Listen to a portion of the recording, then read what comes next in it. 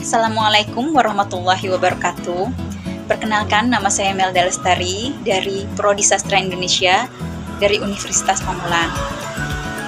Pada video kali ini saya akan menjelaskan tentang sejarah sastra Indonesia, yaitu salah satunya adalah sastra populer. Apa yang dimaksud dengan sastra populer? Sastra populer adalah karya sastra yang cenderung menggunakan bahasa sehari-hari. Karya ini sering juga disebut dengan karya pop. Diawali pada tahun 1890-an dengan banyaknya bacaan yang ditulis oleh orang Cina Melayu menggunakan bahasa pasar. Sebuah karya sastra disebut populer, yaitu karena tema, cara penyajian, teknik bahasa, dan penulisan mengikuti pola umum yang tengah digemari di masyarakat, termasuk di Indonesia. Sastra populer tidak sekedar menghibur, tetapi juga dinikmati sebagai karya seni, terutama novel.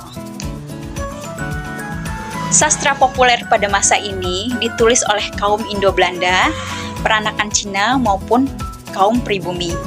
Sastra populer yang ditulis pada masa ini mengikuti cerita-cerita kehidupan para nyai, cerita-cerita kriminal yang diangkat dari kisah-kisah nyata di pengadilan, cerita silat, cerita goib, dan cerita percintaan.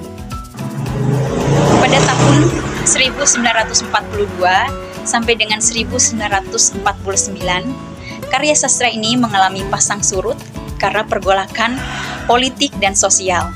Kemudian pada tahun 1950 sampai dengan 1968, sastra populer merebak kembali dengan munculnya novel-novel dan cerpen-cerpen dan cerita-cerita percintaan yang dibumbui dengan sensualitas.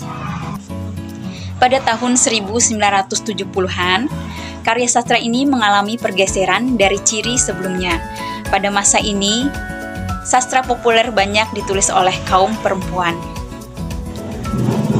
Cerita yang mendominasi pada masa ini adalah masalah rumah tangga, kemudian berkembang pula cerita-cerita remaja, dan pada tahun 1990-an bermunculan novel-novel remaja seperti Cintaku di Kampus Biru, Lupus, dan novel-novel remaja yang lainnya seperti Balada Si Roy dan Jejak-Jejak Jejaka. Jenis-jenis sastra populer.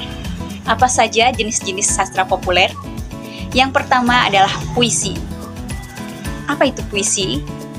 Puisi adalah karya sastra yang dipilih dan ditata dengan sangat sistematis dan cermat untuk mempertajam kesadaran seseorang mengenai pengalaman dan membangkitkan tanggapan melalui bunyi, irama, dan makna khusus.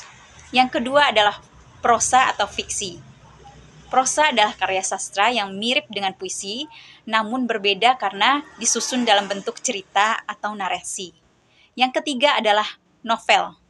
Novel adalah karya sastra yang memiliki unsur intrinsik dan ekstrinsik. Isinya lebih panjang dan kompleks dibanding dengan cerpen. Yang keempat adalah roman.